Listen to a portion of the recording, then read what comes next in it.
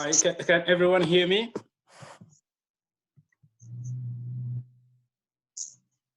Yeah, I can hear you. Yeah, good, perfect. Yeah, I can hear you.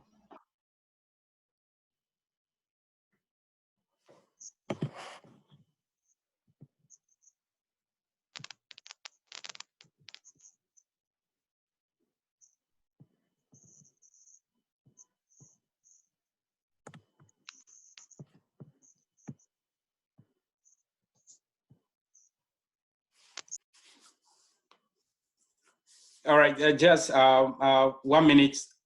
Giving 1 minute more for some few people, then we kick off.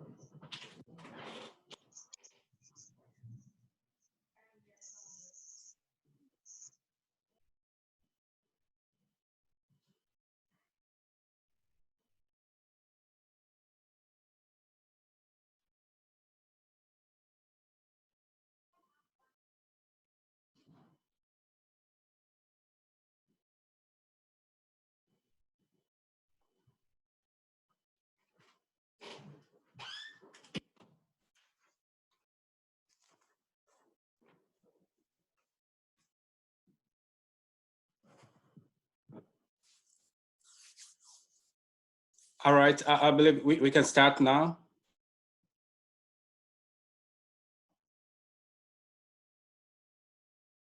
Can everyone hear me?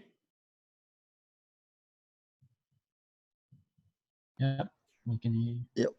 Yep. Yeah, perfect. Yep, good, great. So today we are looking at the Model 9, which is maritime governance. So with regard to maritime governance, we're going to look at some international organizations, especially in the maritime area, and their role that they play and how they have shaped the shipping or maritime industry. So those are the areas that we're going to look at. And in this, under maritime governance, we have 3 key questions that we need to answer at the end of this Model 9. And so the first question is, how have the key maritime organizations shaped the maritime industry? And the second question is about what are the roles of some of the key maritime organizations, the roles that they play.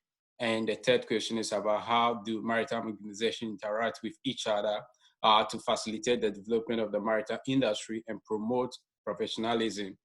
And so you only need to use example, pick some of the organization, how they interact with each other. And once we go through, you are definitely going to see some of these key organizations. So those are the key questions that you have to answer at the end of this Model 9. As we are going through, if you have any questions or something you're not clear about anything, just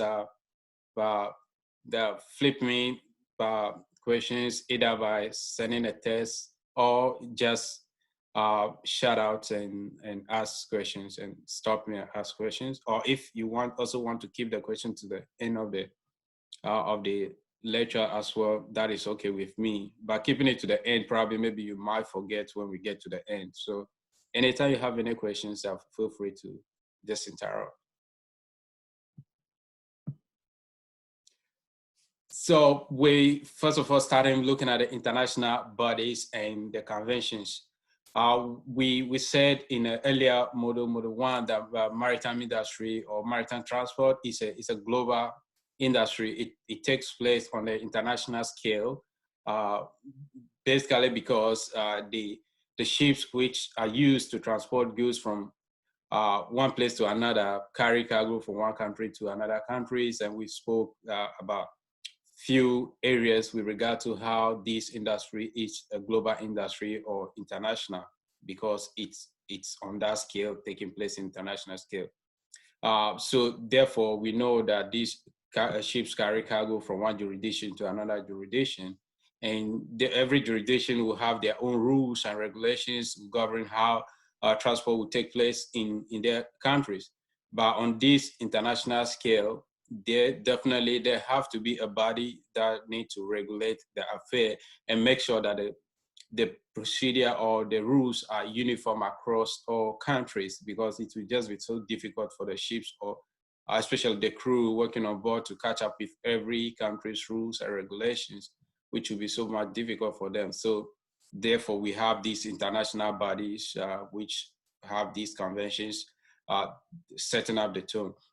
So the regulations or rules that these international bodies set, it covers basically 4 main areas. So the first area that these rules and regulations cover is about setting a safety standard. So the safety standard across the industry, across all countries is the same. So you have to follow that safety standard. And the second area is about the compensation levels, that if something happens, in case accident happen or anything happen, what kind of compensation and what level of compensation need to be given. So they also said that this compensation level, we will go through in the subsequent slides that you know that if something happen, the ship owner have a liability or responsibility to pay, but up to certain amount, and they can, if not, people will claim beyond reasonable doubt. And the same thing to the ship owners as well. If something happened to the ship, they can claim more than double from various insurance companies. So the international bodies set up these compensation levels. And the other area, the third area, is about the crew working hours. And we spoke about in the previous model about the issue with the Zeebrugge disaster, where that brought a revelation into the industry about how crew working hours, they need to work for certain hours and they have a rest, that they need to have a good rest in order to take up the duty the next time they come. Also, the crew working hours is also one of the areas that these bodies set up in place, that this number of hours the crew need to have a rest after working for that number of hours. The fourth area is about the requirement with regard to carry special type of cargoes. That those cargoes are what we call dangerous goods. So with regard to carrying dangerous goods, the standard also set, this body set up the standard with regard to how dangerous goods should be carried, how they should be stored. We'll subsequent slides about this as well. And these international bodies, they are intergovernmental bodies, which means that the rules, the standards that they are setting, they do not have the legislative power or the executive or judicial power to exert these rules and regulations on government or nations, which means that the rules, they are just standard, so they can't force it, or it's not a binding force on countries when they come up with these rules. So any rules that these bodies come up with, for example, like IMO, we'll talk about very briefly, any rules or standard that they implemented, those rules are not necessarily a binding force on countries or members of that body. So it's not binding force on them. They are not forced to implement this rule once the international bodies came up with these rules and regulations. However, it will only become a binding force on nations once the nation on the country has ratified such a convention and ratify it and each national law, then it becomes a binding force. So if you look at all the member, the members within the bodies, for example, if you take IMO, the members within the IMO, if IMO bring out these rules and regulation, it's not automatically that the countries are bound by it. They are not bound by it unless individual countries adopted those rules and regulations and enacted in their national law. Then it becomes a binding force on you. You have to comply with those rules and standards. And also, with regard to standards that they set, this standard, they are a standard as a nation. If you adopt this rule, you can't go below those standards that they have set. you can only maintain the standard or go above the standard. So for example, if IMO came up with rules that with certain type of, hypothetically, with certain type of ships, a crew, you need to have 11 crew to work on board such a ship. That is the standard that IMO set. So hypothetically, as a country, you can't say for us as a country or as a nation, seafarers are good, they are experienced. So therefore, we are going to, as a national, we are going to introduce 9-member crew or 8-member crew to work on board such type of ships, which IMO or the international body has come up that it should be 11 crew members to work on board that vessel. You as a nation, you can say, our crew are experienced, so therefore we are going to institute as a 8 crew to work on board such a ship as a minimum mining level. No, you can't do that because that is below the standard. You can only maintain the standard by going with maybe 11-member crew, or you can go above the standard, which is acceptable. So instead of 11, you can decide, okay, we want to implement that for sufficiency. We want to make sure that our ships are manned well. We want to institute 13-member crew instead of the 11 that IMO has introduced. So you can go with the standard that the international body set, or you can go above it to enhance the quality of your delivery, but you can't go below the standards that the IMO or other international body has set. You can't go below it. So the rules they set are standard that you have to comply with.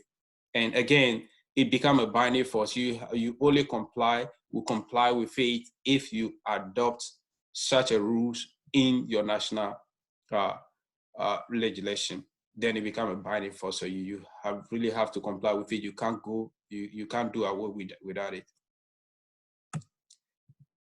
Is that clear for everyone? Yep. Just quickly, does that, so who, if a country does break those rules, what happens? Yeah, so that's a good question. So if a country breaks such a rule, the IMO, the penalties automatically apply to such a nation. So you will be penalized for breaking such a rule. And what sort of penalty is it? Yeah, so the penalties depend. First of all, in this regard, the penalty merely in breaking of the rules, it's merely fall on the shipping companies that are of that nation, the shipping company flying the flag of that nation. For example, if you take Australia like this, it is the shipping companies that are flying Australia flag. It is them that will flout the rules. They will go against the rule. So therefore, the shipping company will be penalized, and the penalty is there according to what IMOs have said. So that penalty will be applied. The international body will deal with such a organization, and also, but as you also mentioned, it can also be as a country as a whole go contrary to the rules.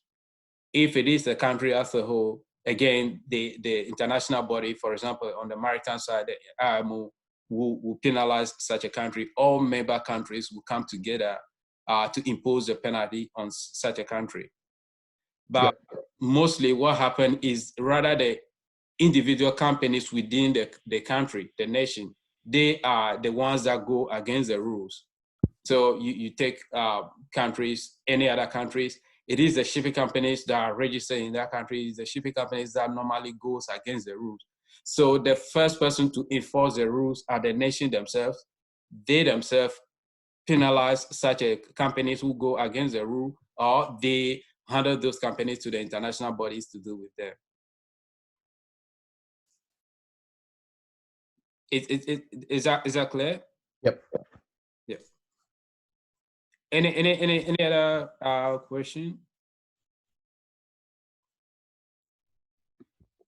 So, for example, with the question that you asked, if as a nation, maybe such a nation didn't ratify the convention, if such a nation they ratify the convention and then he's going contrary against the rules, it's become difficult for international bodies to penalize such a country because they did not accept or adopt such a rule in their national law. So it's not binding force on them. So if they are going contrary to it, the only penalty that you can penalize them is by not doing business with them. So other countries that you want to go to, maybe you have a ship of certain country and you want to go to other countries which have enacted the rule, they will not accept your ship.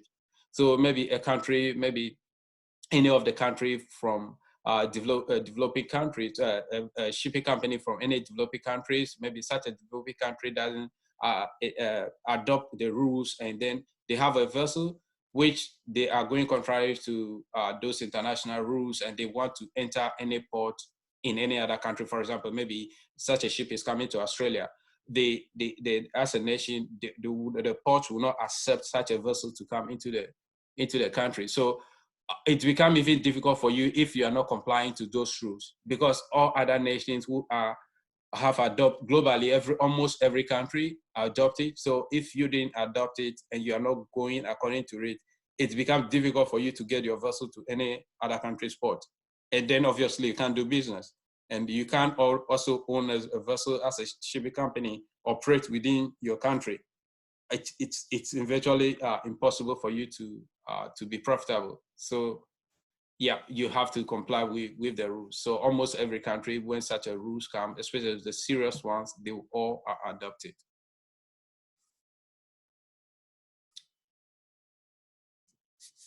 Any further question before we move on?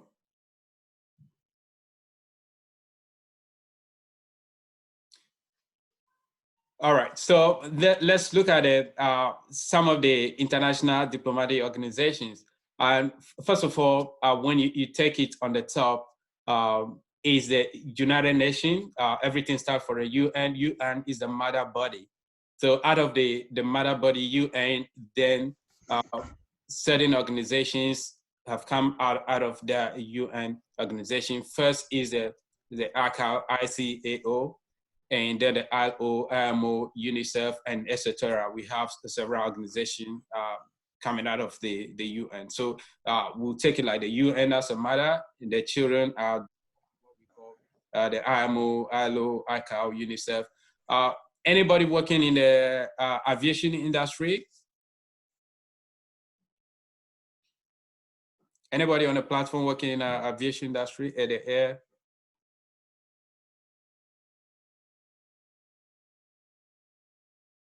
Anyone familiar with ICAO?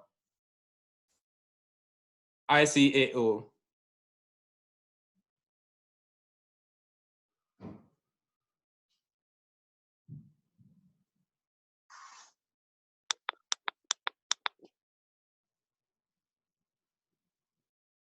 All right, yeah, so that is the International Civil Aviation Organization. And so these are the organization out of the UN. And these organizations have what we call conventions. So the conventions are the rules or the standard that they are setting. So every organization out of the UN have conventions. So our focus here is on the IMO. IMO is what we would do much more into detail with, because that's on the maritime side, so International Maritime Organization. And even though we'll talk about the other ones, but our focus is on the IMO. And so the conventions, as I said, they are the rules and the standard that they implement. So for example, you take the IMO. IMO has the conventions such as the SOLAS, the MAPO, STCW, low-line conventions. And beside those conventions, UN also have conventions like the UNTAC, that's the United Nations Convention on Trade and Development, and then also the UNCLOS, which is the United Nations. We'll look at the UNCLOS and UNTAC also as well in this model.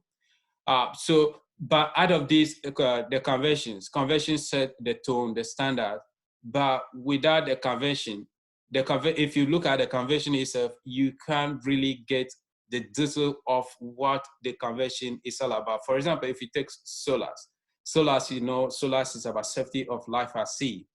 But what goes into each and every chapter details in the solars, you can't just get the detail of it by just looking at the solars itself. So therefore, the means by which the international bodies give detailed instructions is come in the form of codes. So the code give you detailed instruction on how, for example, if you take like how to handle dangerous goods, the convention itself will not give you detail about it, but it's a code. The code will give you detailed instruction about how you can handle dangerous goods. If you're handling something happen, if there is an accident, how you should respond to it. All those details come in the form of code. So the code give you the working instrument. Is the working instrument give you much detailed instruction on how those products can be handled. For example, like storage of cargo, how certain products should not be stored close together to other cargo. You get those details from the code. So the organizations have the conventions, and in the convention, the details of those conventions are within the code. But over here, the protocols and then amendments. Now, protocols are the means in which, if a convention is being launched or convention is being introduced, it takes certain number of years before those conventions come into a force. So if such a convention is enlarged and it's never come into force, and within the period that the convention is waiting to come into a force, and then the international bodies realize that no, there is a certain need for us to strengthen what is in that convention, they can't go back and introduce a new convention, because that new convention also will take a long time before it comes into a force. We'll talk briefly about the reason why it takes a long time before those any convention come into a force. So for them to introduce a new convention, it will also take a time. So therefore, what they use protocols. So protocols are the mean in which any new development that come, they want to add to the existing convention, they use protocols. So it's a quick way of adding to strengthen the existing convention that is in place. So for example, if you take MAPO like this, with regard to marine pollution, when MAPO 73, when MAPO was introduced, and in the process of that time, then incident or accidents were happening, and then they realized that there is a loophole within which they have to use, they have to bring more rules and regulations to strengthen, introduce more rules. And if they want to introduce those more rules, it's as a convention on its own, it's also going to take time. So therefore, they use protocol to introduce. So if you see MAPO, you will see MAPO 73/78. So first the convention was 73, but in the process of convention coming into force, then they use protocols to add in more rules and regulations to strengthen what has already been in place. So that is the purpose of protocols. Protocols is just there. It's a quick way of introducing or tightening the existing rules or adding more regulations to the existing conventions that you have. Because given a convention, from the day that the convention is introduced to it come to force, take some number of years, and you don't want to introduce a new convention altogether, which again will take a long year before it come into a force. So that is a new way. Amendments are also a way of introducing, amending the existing conventions or rules and regulations, but amendments are not legal binding. So they are working instrument for the organization. They meet, on their meetings, they have this amendment, but this amendment will not become a binding or legal instrument until maybe they tailor it in the form of protocol, or all the nations adopt it, then it become a legal instrument. Is that clear? Anybody has any question with with this?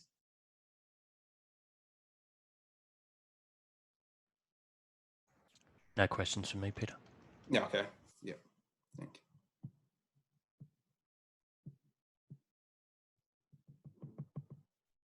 So we'll start looking at some of the conventions. The first convention we'll look at is about the UNCLOS. That's the United Nations Convention on the Law of the Sea.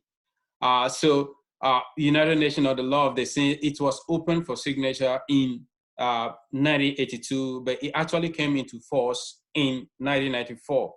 That's 12 years interval, or over 12 years interval. When, as I said in the previous slides, when these conventions are introduced to the time they come into force, there are a number of years. Always, they don't just open a convention for signature, maybe this year, then it's really difficult for them to get it into force that very year for convention, because most members have reservation, especially the maritime nations.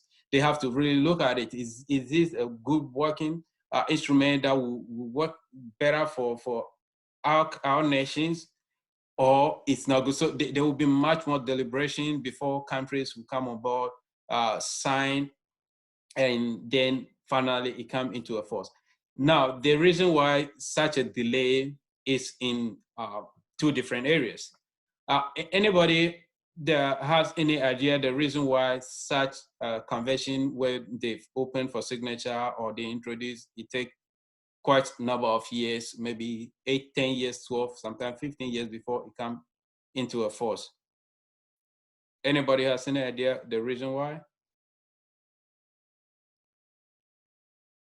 It could be really expensive for countries to adapt their shipping industry to be in line with those conventions. Yeah, that is true. That is true. That is true. So for countries which has more shipping company, they really want to look at, is this really is in favor of our companies? Because if it is not in favor of your shipping companies, and you as a nation, you have more shipping companies, if it's not in favor of you, you end up losing the shipping companies. They will move from your country and go and register, move their ships to different nations that the rules are loose. They don't have such a tighter or straight. They don't implement those conventions. So that also is the reason why, and it takes nations will take it take a time for them to adapt. Any other person with any idea the reason why such a delay? Also needs to be ratified through national parliaments and stuff. Yeah. So yeah, it will also be ratified through the national parliament. That is also true. But once the country, as a nation, once you sign in, you append the signature, then you have already accepted. So with the national parliament, there will be debate on it, but that debate will happen before you append the signature as a nation. So that is true.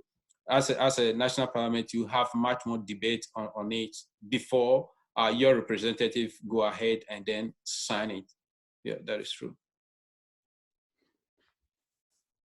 Any other person with any idea or anything?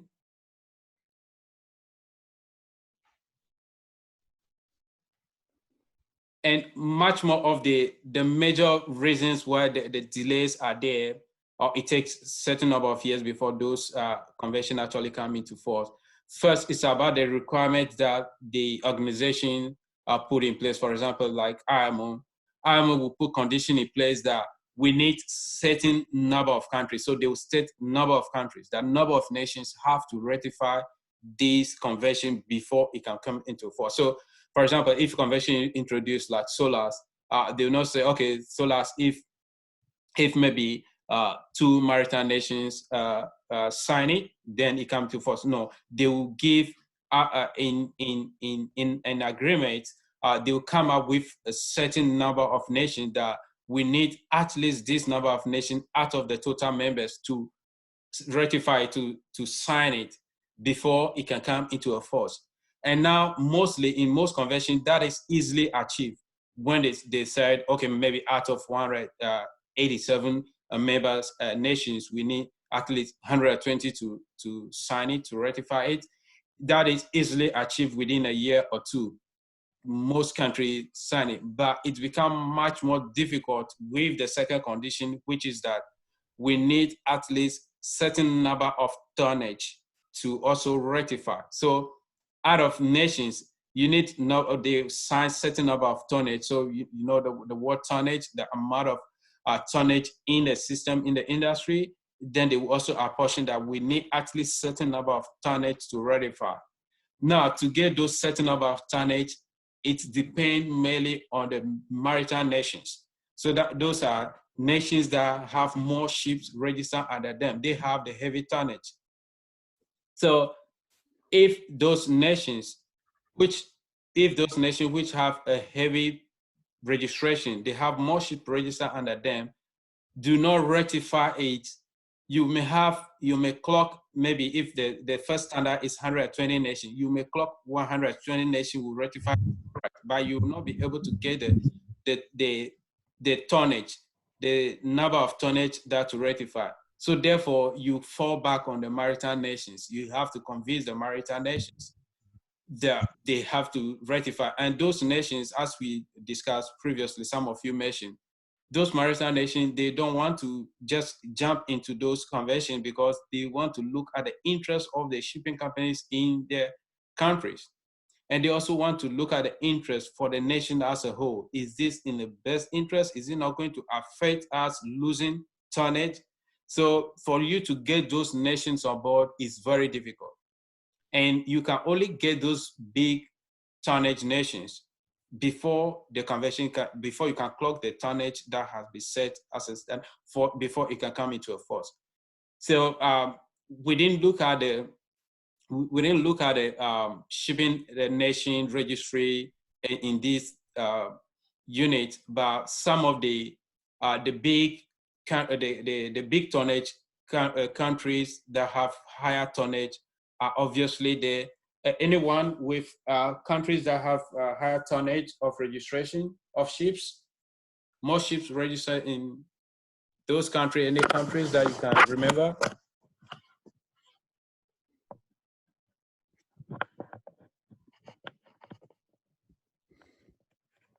Isn't it Panama? Yeah, so Panama, that's correct. Panama is number one. It is the highest tonnage in the world. Yeah.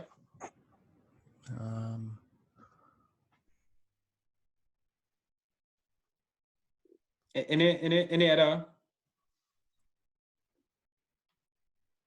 Any other nation can you think of? UK, China. Yes, so yes, China. Yeah, that's good. That's true. China. Singapore? Singapore, yeah. Singapore is true. But the Panama is number one on the list. Egypt. Egypt, in terms of the canal, yes, Egypt. Yeah, but if you're talking of the big tonnage, so you are looking at a small countries, small nations like Marshall Island, Liberia. So it has always been Panama, Liberia second, Marshall Island, but recently Marshall Island second, Liberia third. Then we go to other nations like China, Hong Kong, Singapore, other nations. Even though we have shipping owing nation countries that own the largest nations that we are talking about, Greece and Japan and other nations, but most of these and maritime nations register their vessels in these countries. And you obviously know the reason why, because they want to enjoy a tax haven. They don't want, they want tax exemption, free labor. They can employ crew from anywhere in the world so that they can enjoy cheap cheap labor. And so that is the reason why these nations become a more maritime nation in terms of tonnage. So in those nations, their business is about how to get more registration. So for conventions like this, if it's not, they look at it, it's not in favor for them, and it's going to affect them losing tonnage, they will never ratify. It will take them a time before they come on board and fully ratify it, because they are looking at the interests of the companies that are registering under them. So that is the reason. These are some of the reasons why, and some of the maritime nations that you mentioned, like UK, Singapore, Australia, and they, as a nations like this, USA, Japan, all those maritime nations, they also just don't jump on board. They also look critically at the interests of their nations before they come on board. So that is the reason why it's difficult for this convention to easily come into force. It takes such a long years for it to come into force. When the requirement of nations, number of nations to ratify, mostly if the convention comes, developing nations, almost all developing nations quickly ratify it. So you have the number of nations that need to ratify before it comes to force. You easily clock the number of nations within the same year. But then the major issue become in terms of tonnage, number of tonnage you need to register, then it becomes difficult to get countries to ratify it, especially those countries have the high tonnage. All right, so those are the some of the reasons why it takes such a long time for this convention to come into force. So now let's look at the UNCLOS. We'll not go into details in this, but we'll talk much more on some of the basic facts about these conventions.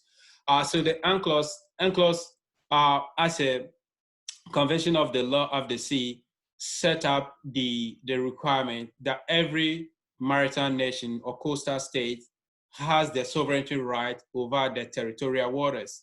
So the territorial waters is from 12 nautical miles from the shore into the ocean. So those 12 nautical miles are the territorial waters, and every maritime or the coastal state has a sovereignty right over those territorial waters. And within those territorial waters, no ships or anybody can enter those territorial waters and do anything. You can't do anything. Everything within there is under the jurisdiction or the sovereignty of that coastal state. However, in those territorial waters, under the law, there is a requirement of innocent passage of ships and then the aircraft. So, which means that a ship can come and pass your territorial waters if it is heading towards somewhere. They have that innocent passage to pass through without them doing anything to contravene your law or go contrary to your law as a nation. But they have that innocent passage. The same thing to the aircraft. The aircraft can pass through your aerodrome, your airspace. Within that sort of nautical miles airspace, they also have the right to fly over. But as a nation, any vessel or ships or aircraft that enter those your territorial area or territorial area, you have a right to question them. So any vessel that will enter any country territorial waters, example, again, as Australia, any nation that enter Australia territorial waters, the Australia has a right, and they will question every single vessel for the reason being in the area. And you have to declare your reason being in the area. So those rules are enforced by all maritime nations. And however, if as a nation you are these kind of archipelagic states where the state is formed of several islands, they also have sovereignty over the sea. So the sovereignty for them for the territorial waters can start counting not from the shore of the mainland, but from the shore of the island, the last island into the sea. So the 12 nautical mile will start counting from that shore.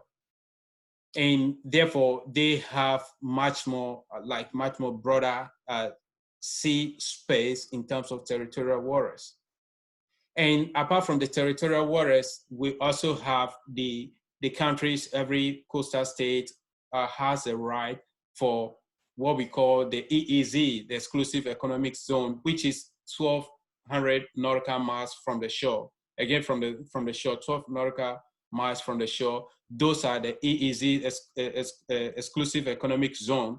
And every coastal state has a right over those 200 nautical mile EEZ, which means any mineral resources or any resources within those 200 nautical miles within the EEZ belong to such a country.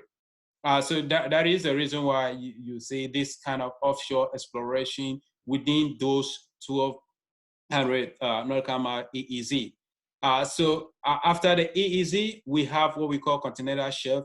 We'll look at it in the next slide. But beyond that, it's what we call open sea. So after that, it's open sea. It's nobody's land. It's open sea to everyone, and everyone has the right to pass through those areas. And within those open sea, then resources within those areas are not for any other nations, and no nation can explore resources within those open sea.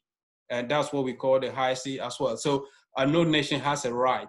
And then you are limited to your 200 nautical miles exclusive zone to any mineral resources within those areas we can be able to access it. So this is the reason why nations which have island into the sea, they will start claiming their exclusive and territorial waters from that island beyond.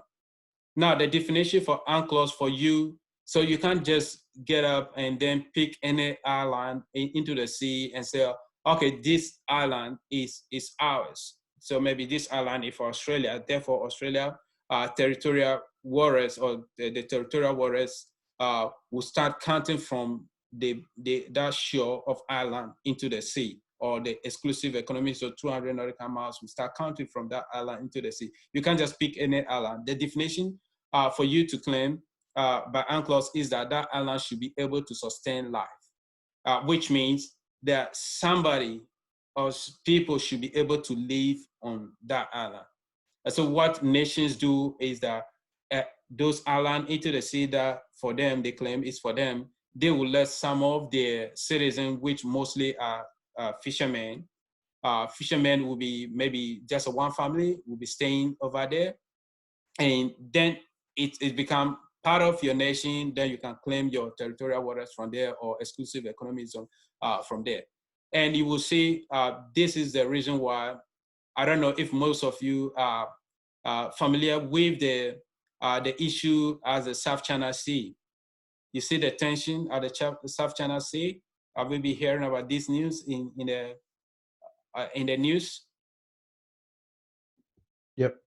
Yeah. So it's because of the South China Sea is much more rich in mineral resources as well as serving as a hot maritime navigation zone in those areas. So, and I believe you heard about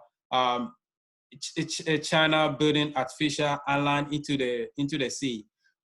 Once those islands, it become inhabitant and somebody is living there, that means China territory will start counting from there. So that is the reason why you see this high tension in those areas. China fighting over an area, an island, and other nations in those areas, Vietnam, Philippines, all those nations close proximity to South China Sea, everyone wants to claim the territory. And that is the reason why. So once China can, and now, well, as people you may hear in the news that they have the military base in those land, people say they build it artificially. But once that become part of their nation and somebody inhabiting it, and as a citizen of China, as they claim that military base are there, then the territorial waters, they can extend the territorial waters. So territorial water will not start from the mainland China, or like in terms of Australia, it will not start from the main land Australia, but any islands that Australia has deep into the sea, territorial waters will start counting from there, and also the EEZ also will start counting from that area deep into the sea. So yeah, it's a means for most nations, coastal state, to claim much more bigger zone, because beyond this, it become an open sea, and nobody has a right over the open sea. Sorry, any question so far? Anybody has any question? Yeah, the French and Australia own islands kind of deep in the Southern Ocean, or at least claim them as their territory. Does that mean that their waters extend all the way to those islands? Yeah, that's true. That's true. So they start claiming the territorial waters from that island beyond. Yeah, that's true. So that means that Australia pretty much has claim to a large percentage of the Southern Ocean. Yeah, that's true. Yeah. Okay. Yeah, that's true. Unless it become difficult if, as a nation, you didn't claim it, you give independence to such a island state. Maybe you give them independence, they become a different nation on their own. Yeah. You will not be able to claim. So most coastal states will not declare those island nation independent. They would rather let it be under them as part of their nation.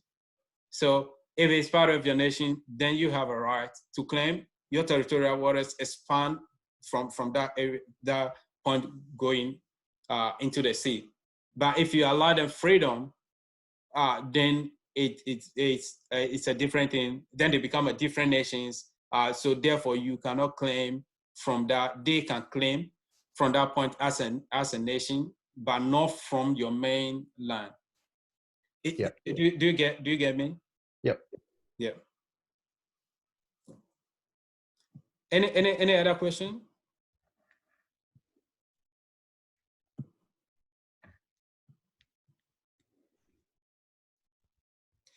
So within the EAZ, maritime coastal states also have this jurisdiction to exercise this jurisdiction over marine science and research and or environmental protection within the EEZ. So they have that they can do research in those areas. But however, other nations cannot come within your EEZ to do research. They can do research in open sea.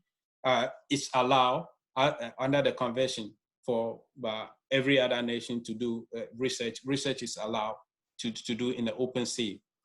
And within the EEZ too, you have the freedom of navigation and also the overflight of air in your airspace within the EEZ as well, the freedom of navigation. With regard to the EEZ, you also there is a condition that UNCLOS put over there for the landlord countries, that the landlord nations also have a right to participate in equal exploitation of appropriate, maybe living resources or other things. The landlord nations also had some kind of right to participate in that, but not within your territorial waters. So anyone, what the landlord countries or nations do you have in mind? Any landlord nations that anybody know? Maybe Kazakhstan. Which one? Kazakhstan, Mongolia. Yes, that's true. So as those nations, they have the right to participate in the EEZ of the coastal state that they're next to, for example, like with China, to participate in also kind of living resources in those areas. The law, the UNCLOS give them that right. So like maybe a country also like Nepal, which is also a landlocked nation, they also has a right to participate in the the EEZ of the coastal states, like maybe China, India, and all those nations that they have border with, they have the right to participate in the living resources within those areas. And so, as I mentioned in the previous slide, the coastal states also have sovereignty over the continental shelves, which is expand beyond the EEZ, go further beyond the EEZ.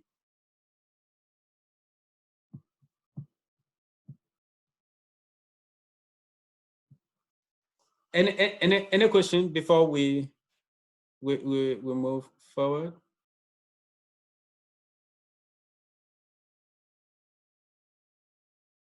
All right. However, so with the UNCLOS, the research is allowed for many nations to do a kind of research in the open sea, as I mentioned previously. So that's what you say.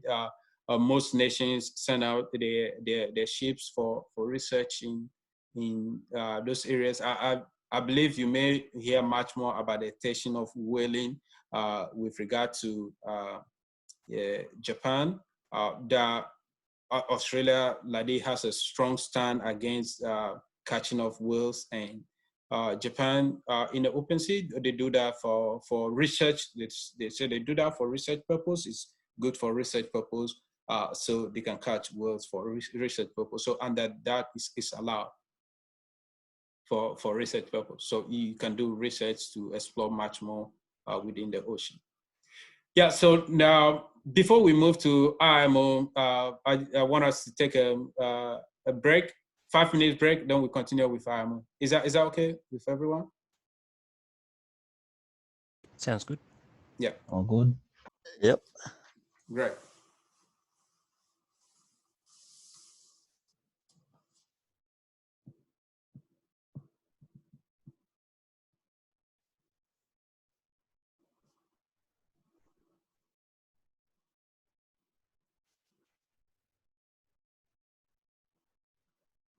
So we resumed 10:03 on my time over here.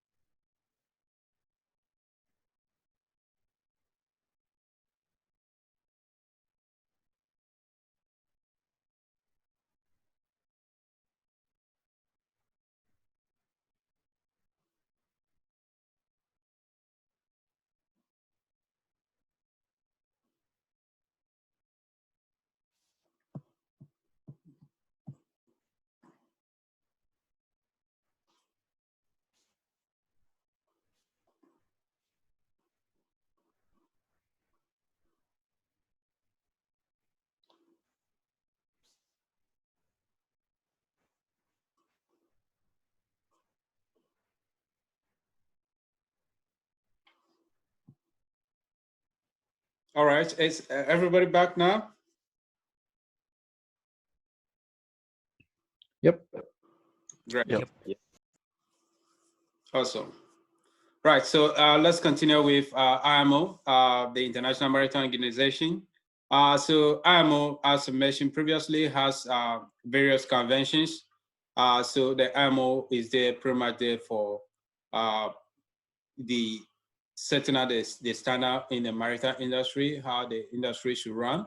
So we'll talk much more about the issue with regard to safety and then the environment, pollution, and others. So on this slide, we'll talk about the maritime safety issues. So some of the conventions that deal with the maritime safety is, first of all, it's about SOLAS. SOLAS, which are about the International Convention on Safety of Life at Sea. So SOLAS set out the rules and the standard for how a ship should be surveyed, the type of ships should be surveyed. SOLAS on its own, it was open for signature in 1974, but it actually came into force entered into force in 1980. And the SOLAS set the standard on how life should be protected at sea. For example, like passenger ships, they should be watertight. They should have watertight compartments, so in case if there's some accident, the vessel should still be able to stay afloat. So that is what some of the requirements in a way of saving life at sea, and also setting up the requirement for the fire safety provision on board all ships. And then also with regard to the life-saving appliances, with regard to the lifeboats, life jackets, and the rescue boats. So for example, typical example is about life jackets. Life jackets, depending on the type of ships, you need to have certain type of life jackets, and the number of requirements of life jackets you need to have on board. All these are set in the SOLAS code. And the SOLAS also give much more detailed information with regard to radio communication, with search and rescue, and then also safety navigation, with regard to navigation, how safe the navigation system should be, and also give details about the carriage of goods, how goods should be carried safely, and also special issues with regard to how the maritime industry have to enhance safety and security. So all these details are in the SOLAS. And then the other convention is about COREG. So COREG is a convention on the international regulation of preventing of collision at sea. So it gives much more detailed instruction on how to avoid collision at sea. So avoiding collision between two or more ships within certain proximity within channels. It gives much more detailed instruction and rules on those areas. For example, if you are in a close restricted area or much dense area where you have a lot of traffic in those areas, how you should maneuver in those areas. And also in a time of foggy season, if you are within in a fogging area, how you should maneuver in those areas, and the kind of light you should use, identification of light, and how you should use light as a signal, and also signals with whistle or blowing of horns, and all those. It gives much more detailed instruction on that. For example, under the correct, looking at the light system, if you are a vessel, you are coming in the same channel, and you see another vessel ahead of you in a foggy channel, you can't see the vessel as a whole, but you're definitely going to see the light of the vessel. So if you see a vessel ahead of you and you are seeing the green lights on your starboard, you definitely know the direction and the position of the vessel. So everyone is know about the starboard and the port side of vessels, right? Yep. Yeah. Yep. Yeah, great. So if in a foggy channel, if you see or you see a light on a red light on your starboard, you know whether the vessel is coming towards you or is ahead of you, also moving in the same direction that you're going. So this give much more data instruction in the correct, so in order to avoid collision. And also with regard to a navigation equipment like buoys and all those, if you see buoys, it gives you indication, the type of buoys you see, it gives you indication about the depth of channels and other things. So in order to avoid collision and all those things. So, and also with search and rescue, distress signals and all those things, you correct give you, yeah, sorry, it's are you asking a question? Okay. So correct give you much more detailed instruction on those area. So, but in the inland waters, so when you are in the inland water is restricted mostly to the national rules. But within those national rules, correct make it as a way that those national rules are also uniform to the international rules, which correct are set with regard to the collision of vessels, how to avoid collision of vessels. So those are the rules that correct set. Mainly it's about prevention of collision of vessel within the dense traffic areas and also in a foggy area, and navigation as a whole, how to avoid collision, especially with regard to tackers. And they also set the rules, for example, like the racing, sailing yachts. Correct also set the rules for them, how they should, those rules should apply for them to avoid collision and all other things. And then the convention is about the STCW. So the STCW, which is about the standard training and certification of and watch keeping of seafarers. STCW also set up the standard for seafarers certification. You know, before STCW came into being, seafarers all around the globe, they be trained differently. The requirement for training are different per each country. So you have seafarers with different standard in one country than seafarers in another country also trained differently depending on the education system. But with introduction of the STCW, it set out the standard, the requirement, and in which seafarers should be trained, even though still the training requirement may be different, but the standards are there.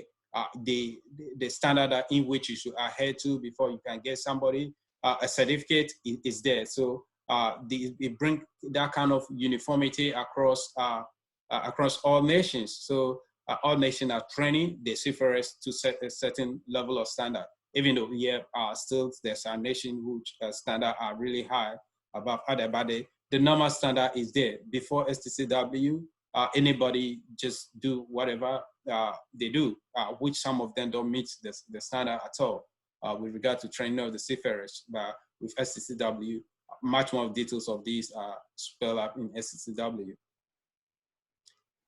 And then the other convention on safety is about the convention on the safe containers.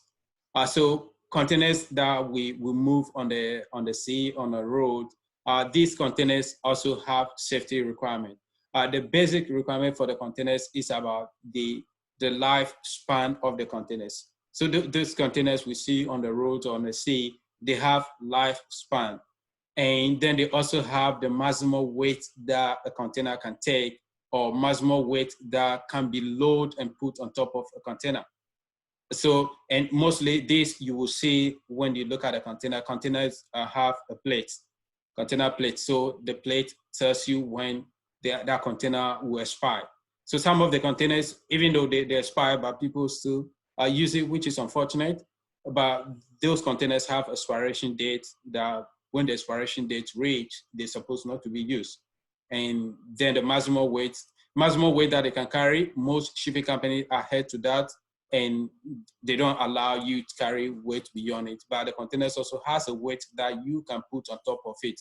That means how many containers you can load on top of one container if it is beneath with full load, how many loads, full load of containers you can stack on top of other containers. So these also give instruction also with regard to the standardization of the container, the size and all those things.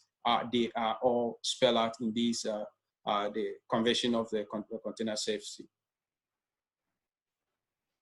The other convention is on the International Maritime Satellite Organization. This convention also put up clearly about the satellite requirements for maritime. Before this convention, it was even difficult getting the standard and good satellite system which can reach vessels in a deep sea or in a high sea.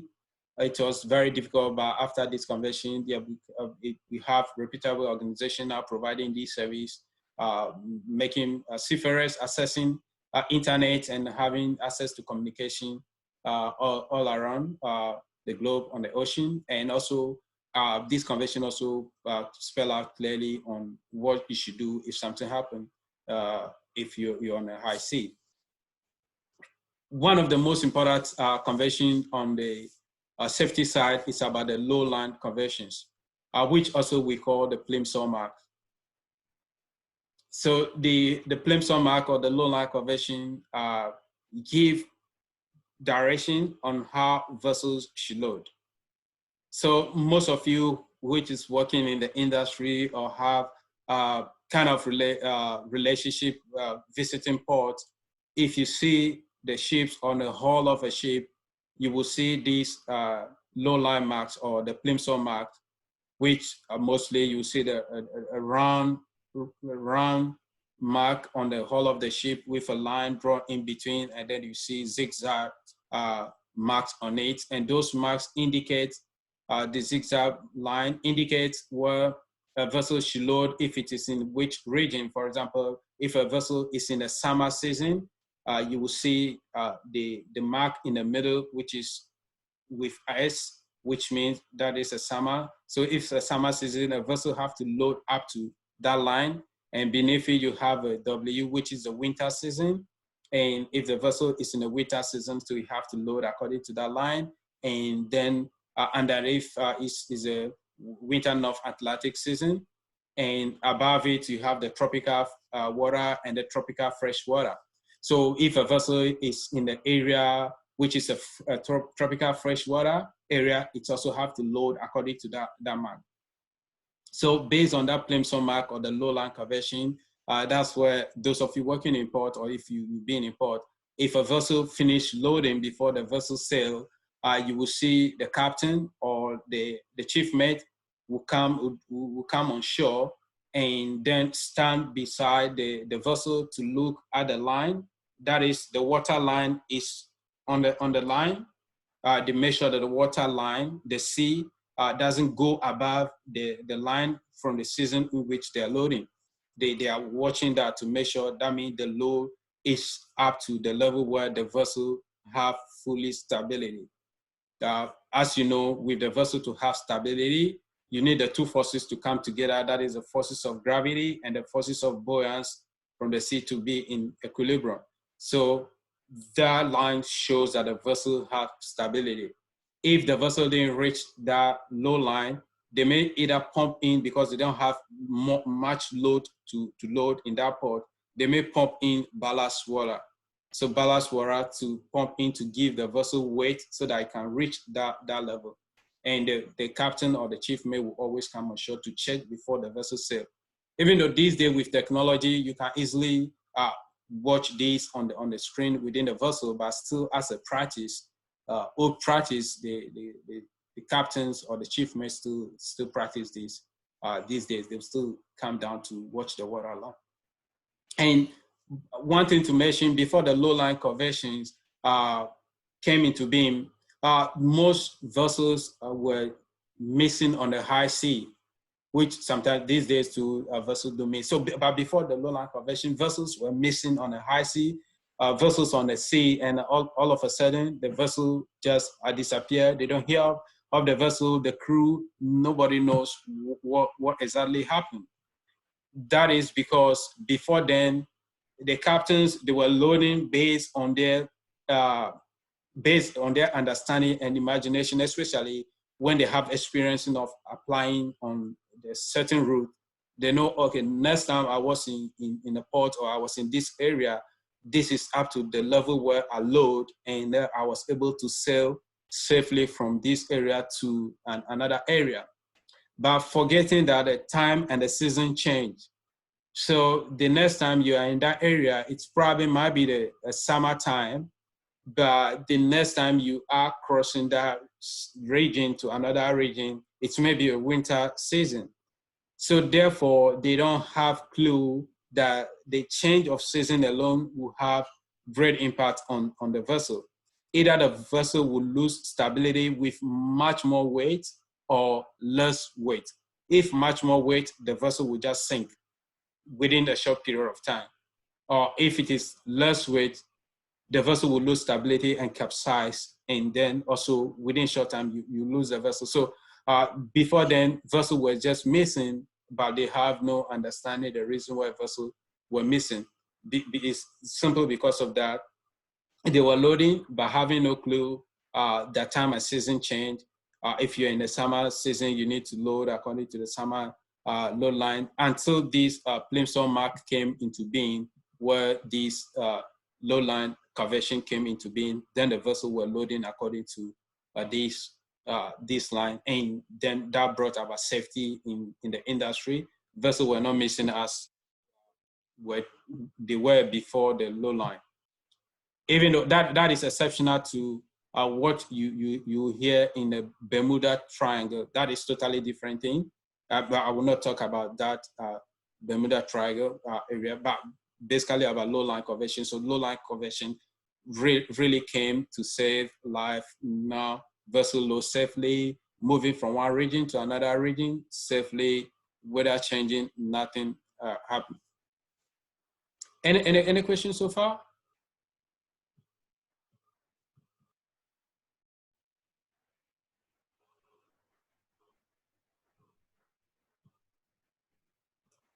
It's everyone follow me? Yep, follow. Yeah, no question. Great, awesome. So the next convention is the International Convention of Maritime Search and Rescue. So the SAR is also give a detailed explanation about how search and rescue should be done, especially with regard to vessel. If you are in the proximity and a vessel send a distress call or distress signal, you need not to avoid the vessel. You have to respond to them. Before this convention, vessels are mostly, when another vessel is in the distress, it send a distress call or distress signal. Most vessels probably think they're busy. They have their own thing to do. So they ignore other vessels which are in distress. So the vessels were in situation like that, a lot of harm, and sometimes the vessels, the loss of life, people die. So after this convention, it became a law. So if you are in the proximity, you are in the area, another vessel send a distress signal, you can't just ignore such a vessel. If you ignore it, you will incur penalty. So you have to attend to that vessel, no matter how busy, no matter where you are going, you need to respond to another vessel which send a distress signal. And this convention also give much more instruction with type of signals you send, also in conjunction with the satellite. So the type of messages and other things, distress signal to send are all spelled out in this convention.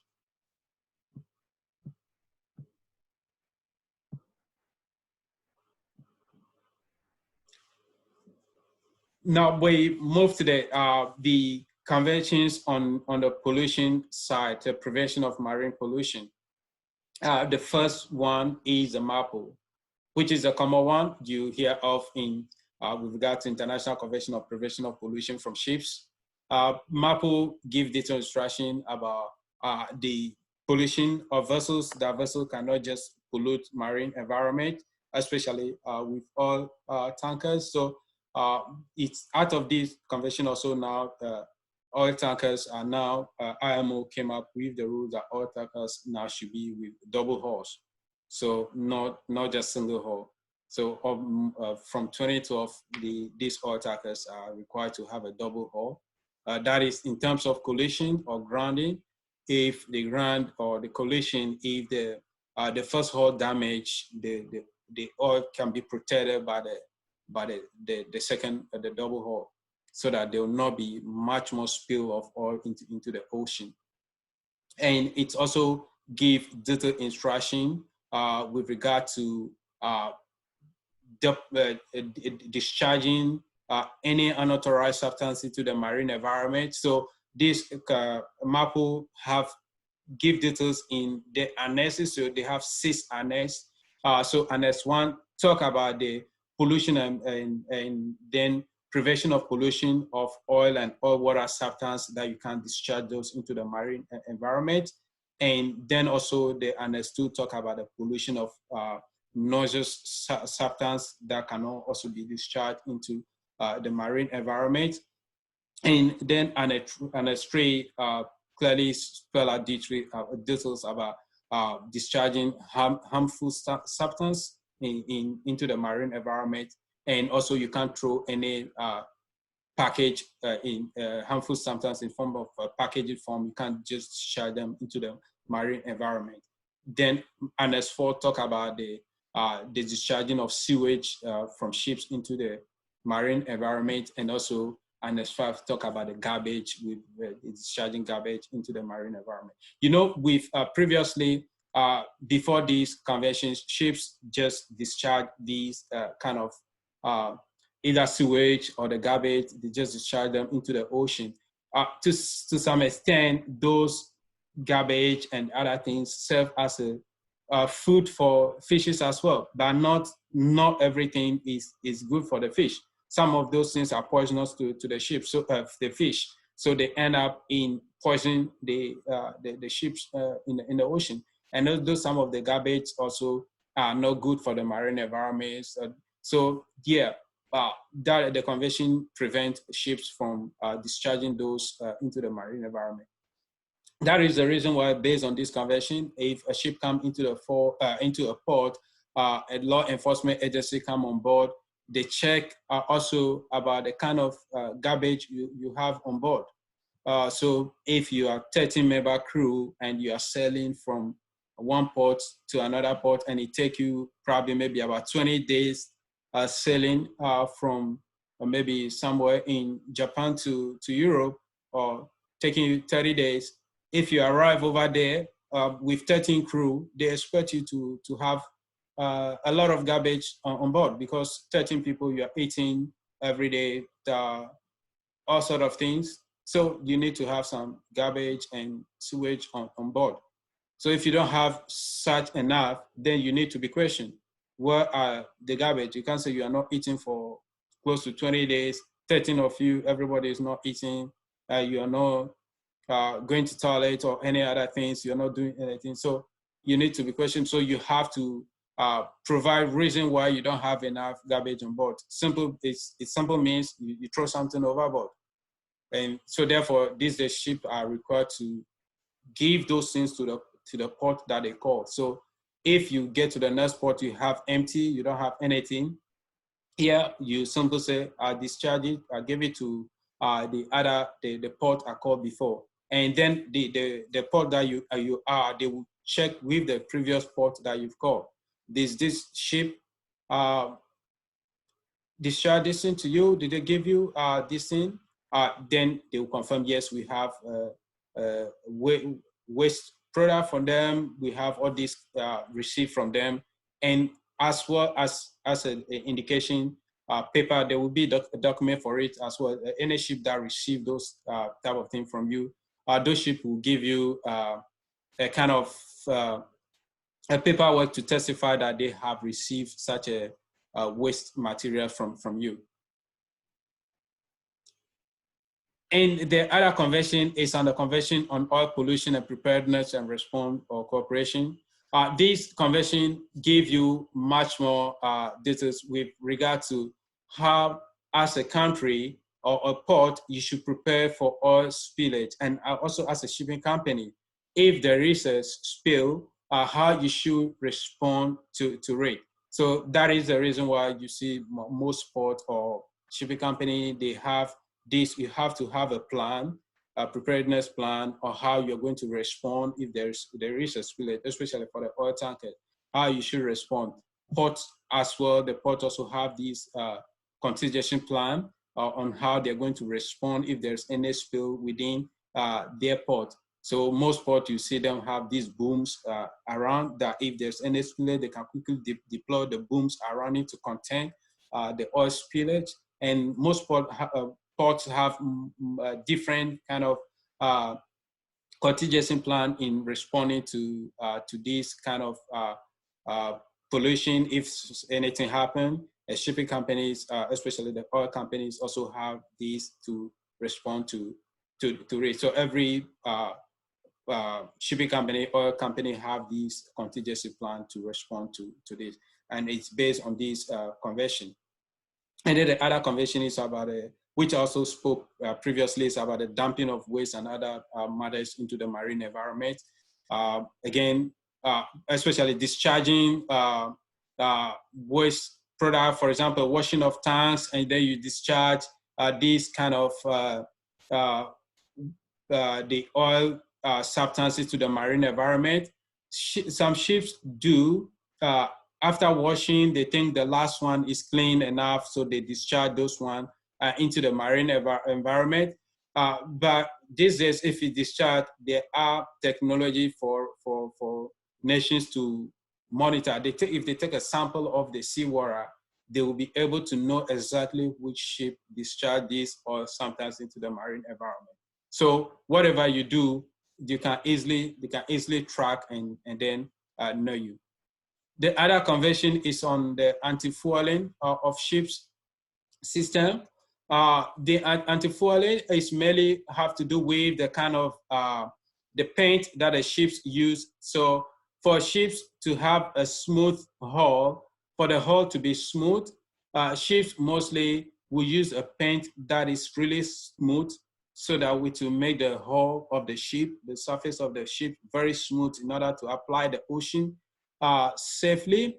But in doing so, previously most paint companies, for them to get the smoothest paint, they use this kind of toxic substance in order to give the paint to get that high quality of smoothness. So this convention came into being, the Antifouling Convention came into being to prevent shipping companies from using those kind of paint, because if you use those kind of paint, you are using your vessel in the ocean. Over time, the seawater wash the paint off. So those toxic sometimes used in the paint end up in the ocean, and then the fish and the marine mammals get poisoned out of that. They eat those things and then they get poisoned. So this convention came to prevent that the shipping companies cannot use paint that has those kind of poison substance in it. They can't use it any longer. And initially, it caused a brawl within the industry. The shipping companies revolutionary against this. They said they can't get any paint smooth which does not contain toxic substance. And that is also true because during those periods, the paint manufacturing companies could not get smooth paint, rather than using those poison substances in it. So toxic substance in it, which shipping companies said, those are the only paints are smooth enough for us to get. If you can't use those paints, that means our ship's hulls are not going to be smooth, and the ship is going to have much more resistance from the ocean, which means we're going to use more energy, which means more power and more cost for us. So shipping companies fought against this for a long time, but finally the paint manufacturing companies started gradually developing paints which were free of those toxic substances. Even though still we have some of them still in the system, but those paints gradually they are faded out now. Shipping company cannot get a smooth paint to prevent from poisoning the ocean if ships are in the ocean.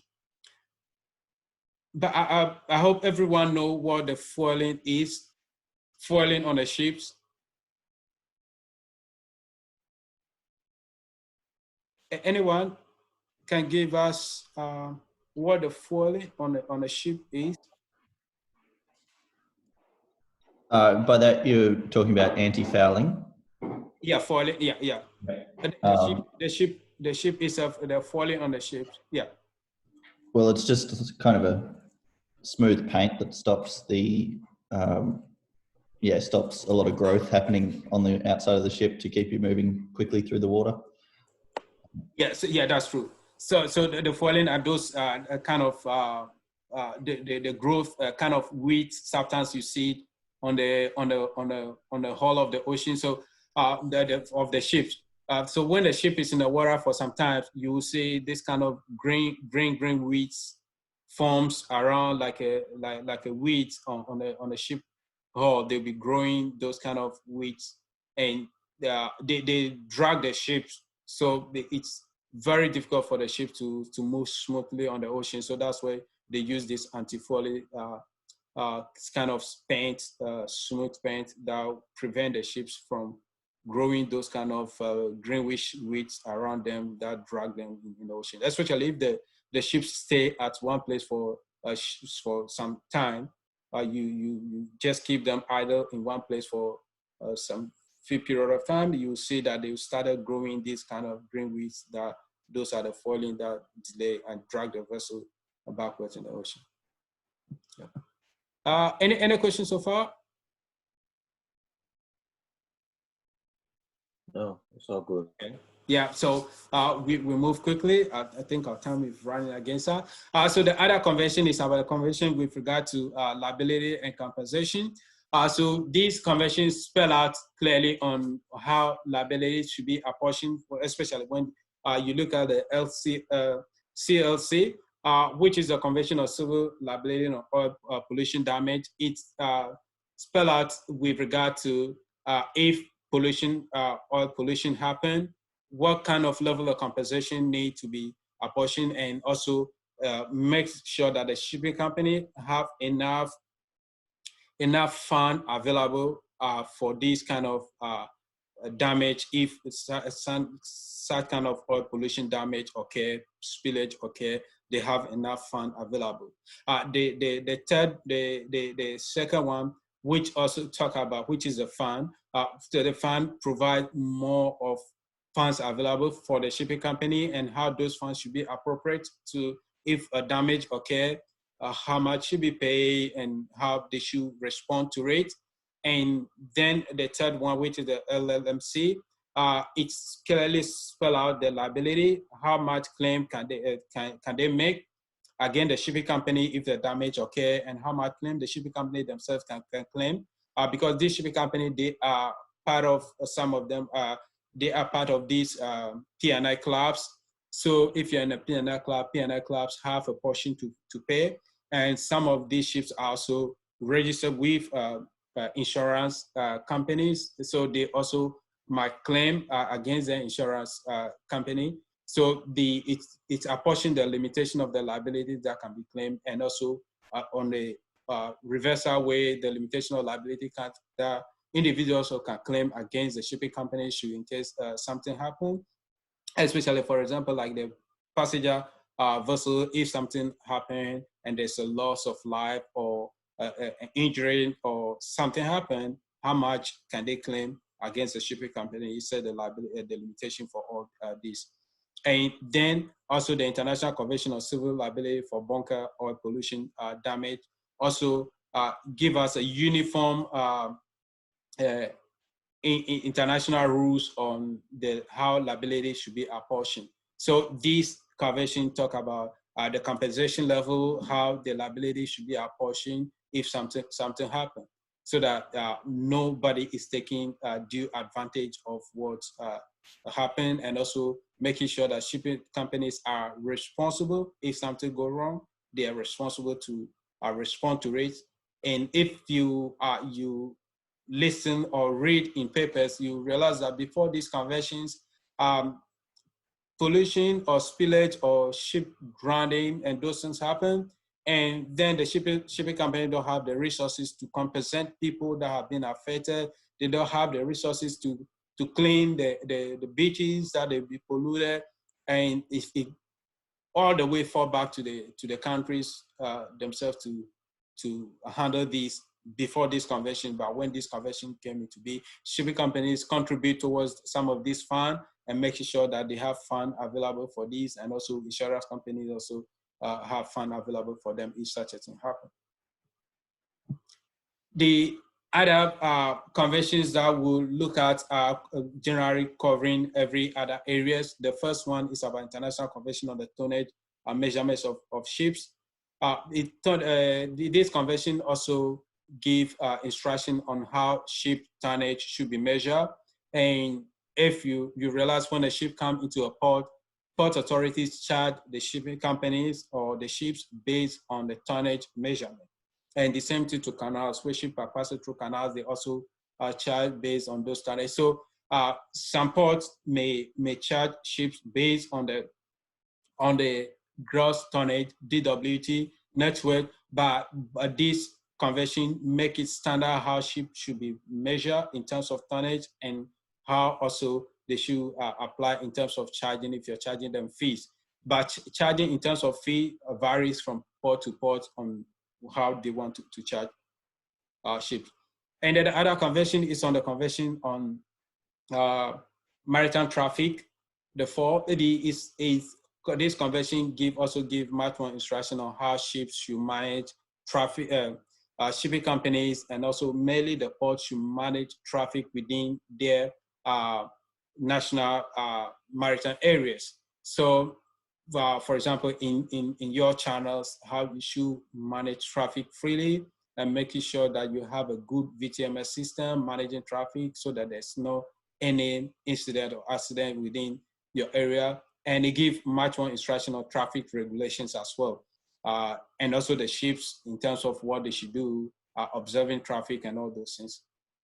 The other convention is on the salvage, the International Convention of Salvage, with regard to if something happened, a vessel should be salvaged. Before this convention of salvage, the rule of salvage was that no cure, no gain. So no cure, no gain simply means that if something happened, a ship is, accident happened, the ship is going to be loose, and the rescue companies go to rescue the vessel, and then they have undertake everything, but at the end, it's lost. The vessel is completely lost, it's under the ocean, so therefore the company didn't salvage the vessel. The no cure, no gain means that that company will not be paid anything.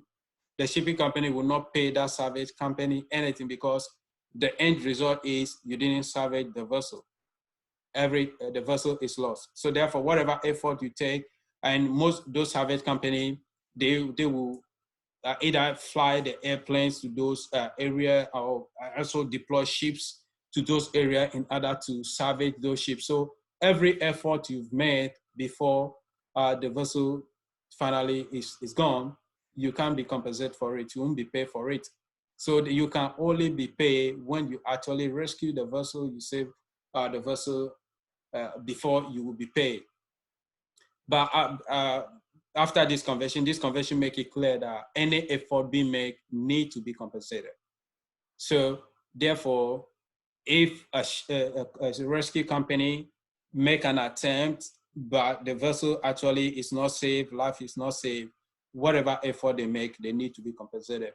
The previous no cure, no gain, it also put pressure on the rescue company. So if the rescue company, they observe, they think now this rescue will not be able to make anything, or it's too far gone, then they don't even make any effort at all, because they know if at the end, if they didn't salvage the vessel, they will not be paid. So they will not make any effort. So life was being, life that they can rescue, sometimes those lives are lost. So, but after this convention, yeah, any effort that they've made, they'll be compensated for it. So they make quick response to any situation. And the other convention is about the unlawful act against the safety of maritime navigation. So this also goes back to the seafarers as well. You know that when anything happens, even though some ships engage in illegal acts, they need to be appropriately penalized for these if you're doing anything. But in most cases, if something happened on sea or to ships, the captains or the seafarers, especially the captain, they are the first to be in prison without any question, without even anybody investigating to know whether it was the fault of the captain or it was the fault of the crews. Whatever happened, the end result is the captain will straight go to jail. They will lock him up. He will be arrested because everything is on his control. So they deem it fit that whatever happened is his fault. But out of this convention, this unlawful acts, you have to investigate everything. And even if the perpetrators are guilty, then also you need to penalize them as well. So it gives a fair playing ground on our issue. But after this, yes, still people unjustly arrest captains in prison. They spend years in prison without even their cases being held. It's still going on, but these days it's the eye of the law is clear on what you should do. The other final convention is about the ballast water management. Anyone know about ballast water? What the ballast water is? Those working in the industry or in the port?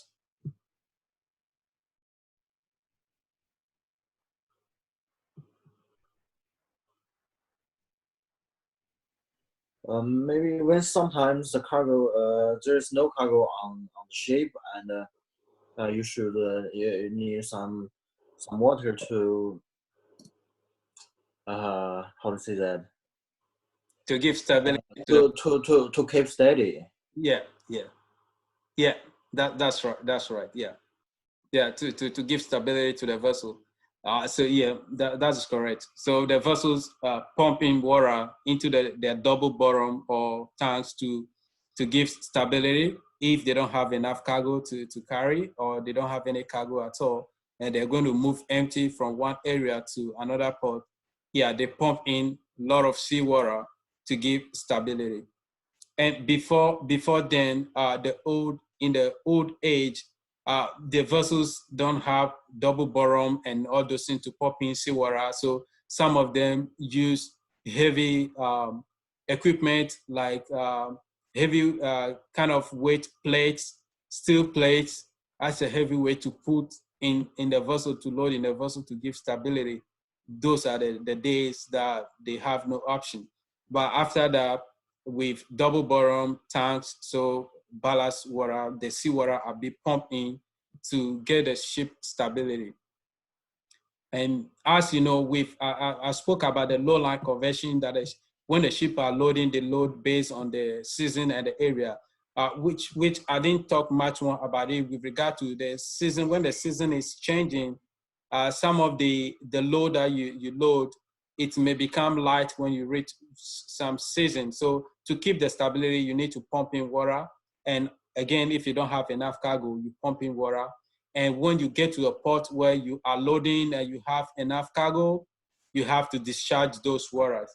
And especially when you are loading more cargo, then you'll be discharging those waters into the new port where you are loading. So that is where the issues came from the ballast water. So the ballast water, you are moving from one port, you load the ballast water, you get to another port, taking a load, you discharge, and then load more cargo.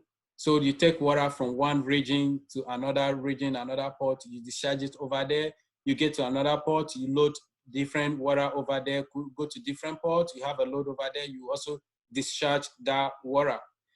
Even though these are just ordinary seawaters, but there is a big issue with it. The big issue is with the bacteria in the sea or the ocean, where you are picking the water, you pump in the ballast water for.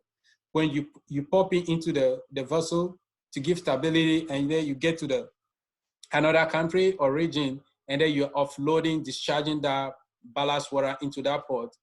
Even though it's a seawater, all right, the bacteria that you discharge in the new environment, mostly close to 80 to 90% bacteria will die off instantly because that environment is new for them. They will not survive, so they will die off. But the few that will survive in that environment, when they survive, they become a threat to the new ecosystem over there. They change the ballast system. I have a video clip on it over here, well, on the ballast water management, and I think you can watch it in your spare time. But I think I can also play a bit of it for you to just watch.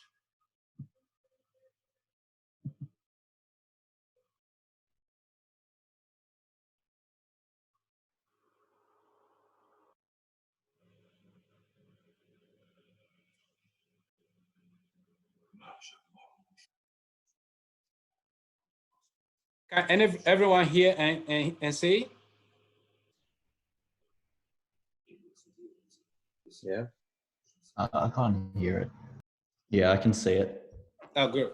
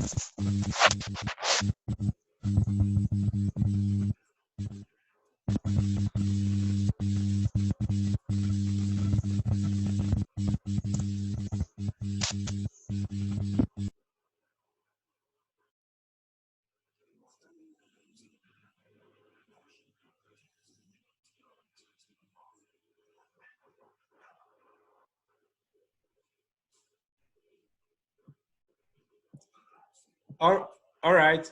So yeah, I'll end it here. You can watch the rest at your spare time, if you want to watch.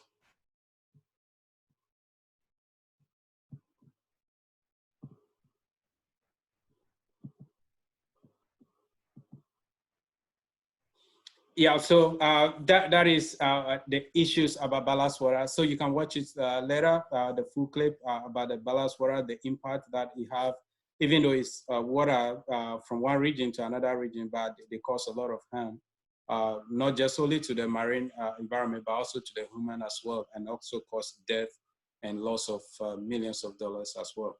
So the issue, the biggest issue for IMO now is to get the ballast water management, how to manage this so that the ballast water that they are taking, ships are taking from one region to another region, are not harmful to those regions. There are several ballast water management systems that have been implemented, but they are not 100% effective that all ships can implement them across overboard. Australia have been in the front foot with some of the developing strategies. Several countries, several companies have come up with a lot of technology in order to kill those bacteria so that the waters that they're taking and discharging are free from any bacteria, but none has been 100% effective. It's still a major issue globally that industries are working on. So yeah, so if you think you can also come up with any method or any system of managing it, I think that will put you in a path of becoming a rich man in a short time, because you can just imagine a number of ships, almost every ship traveling globally have to carry ballast water one way or the other. To carry those ballast water that are free from bacteria is a major issue. Some ships have a boiling system that they will boil the ballast water to the high temperature so that bacteria would die. But even that, some bacteria are surviving out of the heat, how you boil it. And those bacteria, if they survive, again, they become a threat to the environment. Some are using some toxic substance, but again, those toxic substances sometimes can also become, if you're not able to treat them, they can become harmful to the environment in one way or the other. Some are using ultra-red lights to kill the bacteria. Various methods are being implemented across board, but there's no standard definite method that is standard and among them all that they have been implemented. So yeah, it's still a major way for the industry to come up with a good standard way of treating the ballast water. Any question? No. It's okay. So let's move with the codes. So with codes, I'll just run them through quickly because of our time. The code, as I mentioned in the beginning, that the convention, if you want to know details about the convention, is a code that give you much more working instrument, detailed instruction on what you should do. So these are some of the code. The code about carrying of dangerous goods, there's an MDG code. The MDG code give you instruction about dangerous goods and how you should handle them if something happens. And dangerous goods, we have various classes. How many classes of dangerous goods do we have? Anyone know?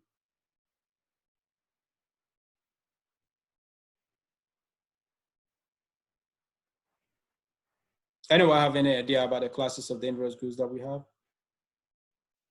So we have class 1 being explosive. And poisoner. Yeah, how many? Poison. Yeah. So yeah, poisonous substance is also one of the class. But I was asking how many classes do we have? So we have 9 classes. So we have the poisonous substance, as you mentioned. We have a nasal substance. We have the radioactive, all those substance, they all fall within what class 1 to 8. Class 9 is miscellaneous, which means any other dangerous goods you can't classify, you can't put within any class. You don't have anywhere to classify, fall under class 9, which is miscellaneous. And mostly if the shippers, if you're shipping, you have to fill these dangerous goods form to classify your cargo, which class it's been fall under. And the requirement is there, whichever class it is you are shipping, how to handle them, what type of package you should use are all in details in the code, so you know exactly what package to use. And anyway, we will not talk about each and every class of them, but just to mention. And then we also have code on safety practice on solid bulk cargo. So these are the BC code for the bulk solid cargo. So these are different for IBC. So the bulk cargo, the cargoes that you carry in bulk in the liquid form, how to handle them. So we are talking about other bulk cargo with regard to coal, iron ore, and those one we spoke about. Based on their characteristics, you have to handle them carefully based on the code. And then we also have the code for the grain, the grain code, which also give much more details instruction about how to handle grain. So we look up at the characteristics of grain in module 2.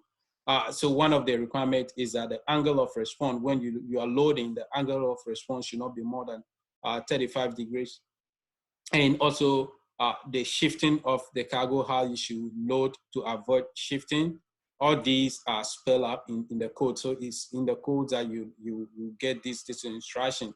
And also the code on the carrying of gas product by the gas carriers. All these are there. The type of training that the crew need to have, all these are spelled out in this.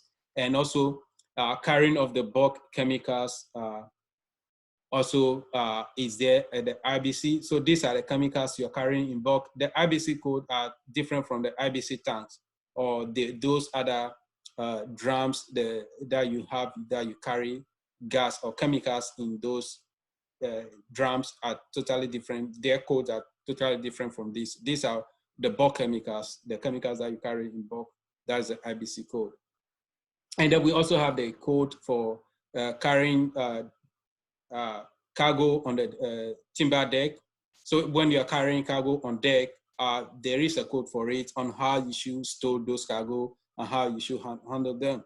And that is also the reason why if the shipping lines are carrying your cargo on deck, a timber deck, they will obviously spell it in the clause on the bill of lading, which will push the liability to you that anything that happened is under your responsibility. Simply because they know carrying cargo on the timber deck, anything at all can happen at the high sea where the sea becomes boisterous. The cargo can easily roll overboard or anything at all can happen. So they will try to push the liability to the shippers who are the cargo owners. The other codes are the construction of equipment that you have on board vessels, especially with the liquefied gases, the construction of the lining of the pipe system, everything. The code gives much more detailed instructions. So when you are constructing a vessel, you go by this code and making sure that it conforms to all areas. And also with the other vessels, the kind of equipment you should have on board when you're carrying dangerous chemicals in board, the kind of equipment you should have, the vessel construction, the compartment, everything, all these are labeled out. And also for the offshore exploration, the code also gives detailed instruction on offshore exploration vessels with regard to the modules, the mobile offshore drilling units, the requirements for the equipment that you use on board, how the vessel should be constructed. And then also there is a code for the noise level on board vessels. So the vessels, on board the vessel, the noise level have to be tolerated up to a certain level. If not, it will affect the crew working on board. So this code also puts a much more detailed emphasis on the noise level on board the vessel. And then international code on signals. So signals when you're coming into a channel, the signals are that there. You know exactly what happened. As I mentioned previously, when you are coming into the port or into the channel and you see the buoys, you have to know, based on the color of buoys, it tells you the depth of the sea or the environment. For example, we have the yellow buoys, we have the red and white buoys, and then we have other buoys. I hope everyone know the buoys. So the buoys are yeah, I have a bit of an understanding. Yeah. So great. Yeah. So those are the floating substances you see on the ocean. It gives us a signal, a direction for a vessel coming into those areas, either inside the port on the channel. It gives it instruction. The type of color of buoys you see giving instruction on the depth of the sea over there, and if there is some obstruction over there, all these colors tell you, give you instruction. And apart from that, the other signals are also there, with the lighthouse giving you signals and other things here. And then we also have a code on safety management, which is the ISM code we spoke about in one of the models. Give you also instruction with regard to safety. The safety have to start from the top management, not just people working on board, top management to the lowest in the industry, in the company, including the seafarers and the people working on shore.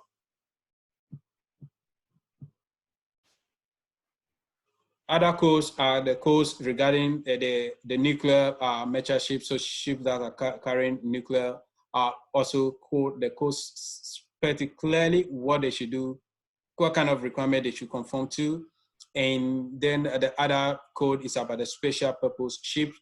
So special purpose ships are also there. They have to fulfill certain conditions. The crew need to be trained to such a level that they should be able to work on board those vessels.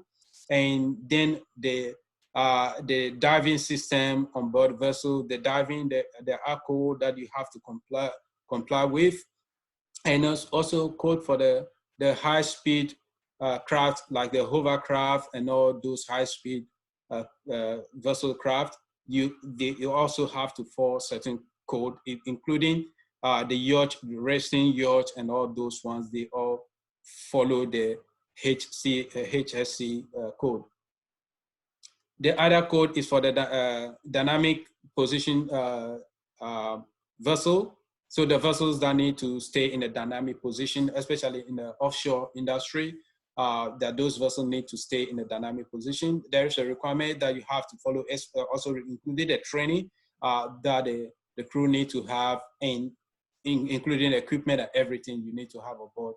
All these codes are there, spelling it clearly, and also the life-saving appliances code with regard to the lifeboat, life jacket, and all those things. Everything regarding life-saving are all within this code. So the detail of it is in this code.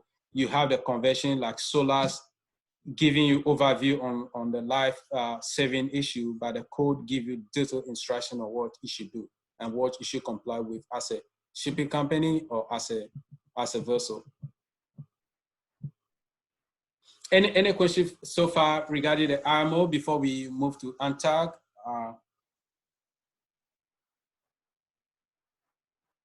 No, it's all clear. Yeah, okay. Yeah, so we move pretty much quickly with the UNTAG. UNTAG is the United Nations Convention on Trade and Development. This one mainly focus on trade and development. Mostly they focus much more on developing country, helping them and making sure that they are in line with, in terms of developing their infrastructure and the policy, mainly on the policy side.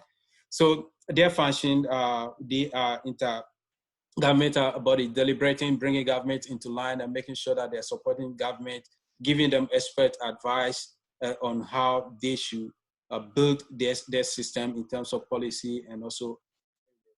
And the UNTAG also engage mostly on research. They have a lot of expertise in doing research on the maritime areas with regard to policy analysis, data collection, analysis, and publication, and giving expert advice to government. And they also provide a tailor-made special advice and to the specific requirement to the developing countries. As I mentioned previously, that they mainly focus on developing country, even though they provide this advice to developed country, but they may focus on developing country, making sure that they can come along, start with the international standard.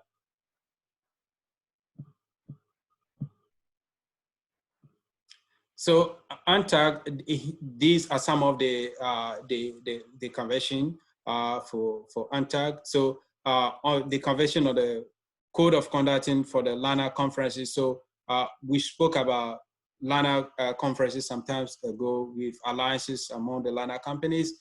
So these code spell clearly against conferences, if conference should be there, what need to be within the conference to be fair for everyone, and also convention of the carriage of goods by sea. So carriage of goods by sea, it's also give instruction on in terms of cargo storage as well. So when you are storing cargo, especially in dangerous goods that we looked at previously, you can't just store cargo, some cargos, dangerous cargos together. You can't just put them together within certain proximity. Certain cargos should not be loaded above certain cargos. And these give you this instruction, how segregation should be done within the vessel. You can also store some cargo close to the boiler. All these instructions are there. This convention give you much more instruction on these also with regard to the code. And then also the convention on multimodal transport of goods, movement of goods from one mode to another convention, so that if something happened, mostly when you sign a contract with a shipping company and then the shipping company transfer that cargo to the road system and the road to rail, and something happened along the way, which carrier should you claim for? Even though the thing happened with rail, will you claim the shipping line, or you have to claim the rail a company which you don't have any contract with. So these conventions give clear details on those areas as well. And then we also have the convention on the registration of ships, and also convention on the lien and mortgages against vessels. So you know, vessels you can play lien against vessel, or the banks which these ship owners have borrowed money from. They can have a lien against mortgage, or sometimes maybe is the cargo owners themselves or the charterers themselves. They have charter, they have something against the vessel owner. They pay freight to the vessel owner didn't fulfill, so they need to claim back. They can have lien against the vessel, that means seizing the vessel. All these, the convention spell it clearly what the requirements should be. And then also, ships can be arrested as well. And under which conditions should you arrest a vessel? If a vessel enter into any port in Australia, can you just arrest the vessel? All these requirements put it clearly on what should be done, how a vessel can be arrested, and which condition the vessel can be arrested.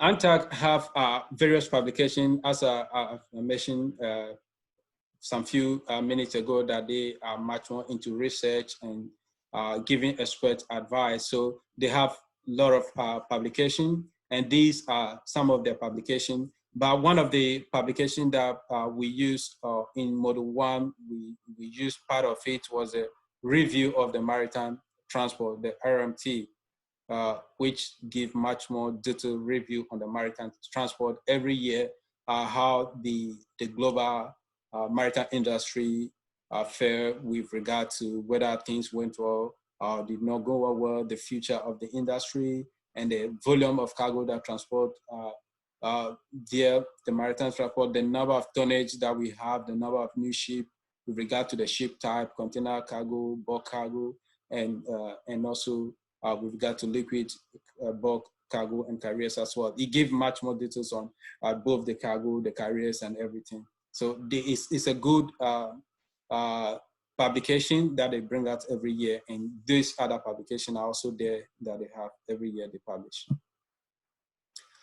So the other one is the ILO, International Labour Organization, which most of you are familiar with already. So they bring together government, employers, and workers together, representing over 187 member states. So their aim is pretty much simple. They are there to work, fight for the right for workers, and also to encourage decent employment opportunities, and also to enhance social protection, mainly fighting for workers and making sure that workers have an equal right at their workplaces, and having the good working environment with their working, that the employers are not taking advantage of them.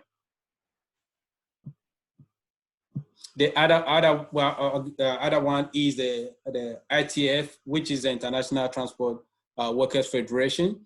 This is also a big organization. The members is huge, because this does not only cover the maritime side, it cover all the transport workers across. So around 700 union representatives, over 4.5 million transport workers across now more than 150 countries, states members in the ITF now. Pretty much the same aim, but they are there to promote respect to trade unions and human rights across the globe, and also to make sure that there are peace and also social justice and economic progress across workers and across countries as well, and also help their affiliate unions to defend the interests of their members. So if you are ITF member, and then maybe probably your union is not fighting for you, you can straight ahead, go ahead. If your union is part of the ITF, you can just approach the ITF straight, direct, and they will fight for your right. If your union within your country is not able to fight for you, you can approach them. And they also provide research and information service on for the affiliates as well.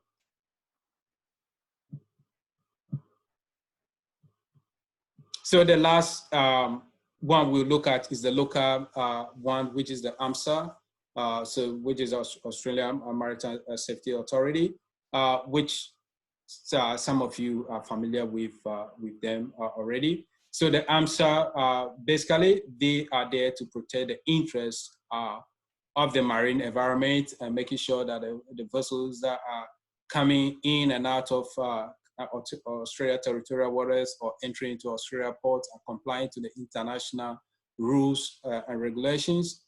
And they are there to combat any form of pollution from the marine environment, making sure ships are not just dumping anything into the marine environment, and also supporting the industry as a whole, providing navigational information and supporting vessels and the ship owners as well. And also provide a national search and rescue service to the maritime and aviation sector. So any issue have to do with search and rescue, the AMSA is there on the forefront. They are doing survey on the ships and making sure ships are conforming to the national and international rules and regulation. They also provide requests on service on maritime nature and on the commercial basis for the government and the states as well.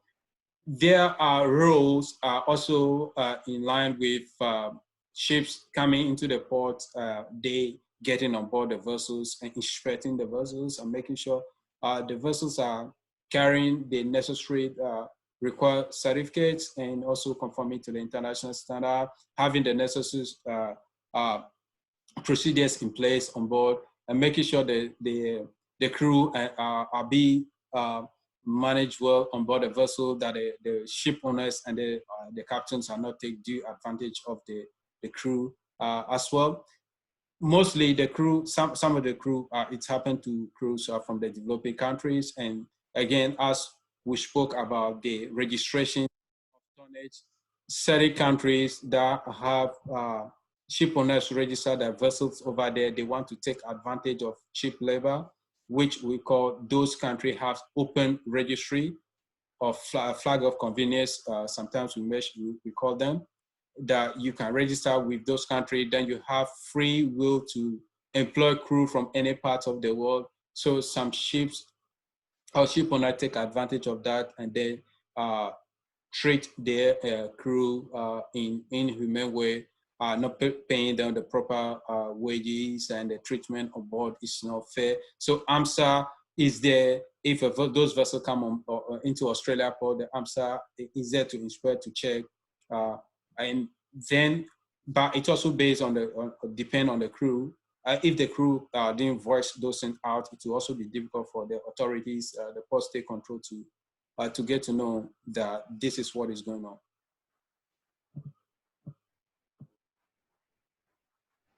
So some of the aspiration about the AMSA is to take lead in the maritime safety regulations and making sure that they're maintaining and make sure the ship and ship owners also protecting the environment as well.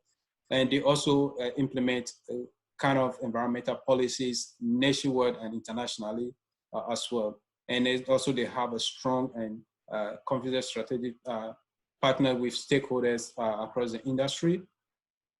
And they also provide a lot of information to the industry, not locally, but internationally as well. And they are being held as a reliable and a confident source of information to address. And if you know Australia Port or the Australia Post State Control are one of the toughest regulation enforcement authorities in the world. Most vessels that if your vessel you are not conforming to the standard, any deficiency you come to Australia Port, it's likely that your vessel will be detained. The Australia Port State Control will pick you up and then you will be in a serious issue, come with penalty and also delay as well. One thing the ship owners want to avoid is a delay. Penalty they can pay, but delay, if you delay, you are not earning any money. Your vessel is stuck in the port. Some of the functions for AMSA include these areas: performing search and rescue operations, and also administering the certification of seafarers. Even though they inspect the certificate of seafarers coming into the country, but they are mainly also training the Australia seafarers, making sure that they are holding the requisite certificate in order for them to work on board Australia ships. And then also, if you want to go international, work on international vessels as well, you have the requisite certificate. And they also enforce the compulsory pilotage in Australia ports. So you know that in certain countries, pilotage is compulsory. You can't just, as a captain, bring your vessel into the port by yourself. You have to wait outside the port and get a pilot on board, the port pilot on board, and bring you into the port. Most countries enforce this. It's a compulsory in most countries in terms of safety and security reasons, because as a captain coming into the port, you may not know the terrain well, you may not know the areas where to maneuver to get a vessel into the port safe. So compulsory pilotage in most ports, but certain ports, pilotage is not compulsory. If the pilot, the captain himself think he's competent and he can maneuver into the port, they will just allow them to come into the port themselves. But Australia is, you have to get a pilot to come on board, compulsory piloting. Yeah, so that brings us to the end of today's lecture. Any question before we jump into the tutorial? I think we spent a lot of time on today's lecture. Any question so far? No, that's good. All right, so let's quickly go with today's tutorial. As on the screen, so what are the possible consequences of Australian Maritime Authority, AMSA, discovering that some of your officers' certificates on competencies has expired when your vessel get into the port? Either AMSA or port state control officer coming on board a vessel and realize that some of your officer certificates expired. What is the possible consequence? Probably impounding of your vessel. Yeah. Issuing a fine. Yeah, that's true.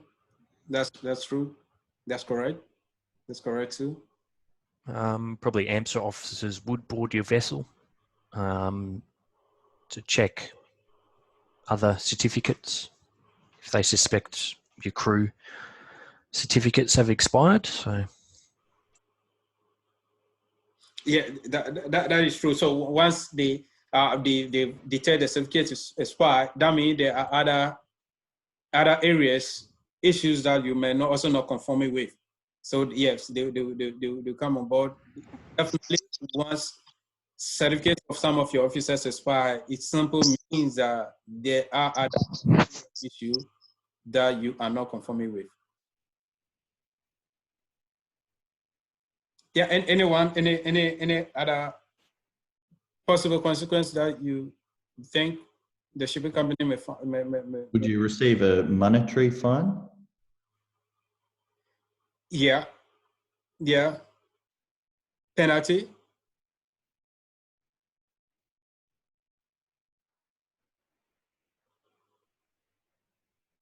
Yeah, so those points are true, and I will leave it. You can search on it more about. Yeah, those are the exactly what will happen. The first one is your vessel will be detained, and that is one of the things that as a company you don't want. Your vessel will be detained, and if your vessel detained, you are not making money. Your shippers also, the cargoes that you carry, shippers will start screaming, and then your name is also on the public domain. This company, and as a company, you don't want this bad image to be out there. So the vessel will be detained. Australia has a strong stand on that. I don't know if you've been listening to the news. Australia have been seizing vessels, so they will detain the vessel, and the penalty also will be imposed on you, heavy fine. On a fine, the penalty you may pay it all right, but your vessel will be detained until you have the required certified crew before you will be allowed to sail. And as one of you also mentioned, if certificate expire, then it also means there are other deficiencies in other areas as well. Probably maybe the treatment of the crew and other things, they will dig into it and investigate your paperwork for the vessel as a whole. And definitely other things also come up, and yeah, you will be in serious trouble as a shipping company. Right, so that is the end of today's lecture tutorial. If any question, feel free to ask, and yeah, let me know. Any question before we go? Anyone? A question from me, Peter. Thanks. All right, so Thanks for see you that, Peter. next week. Yeah, thanks for that. Yeah, see you next week. Cheers.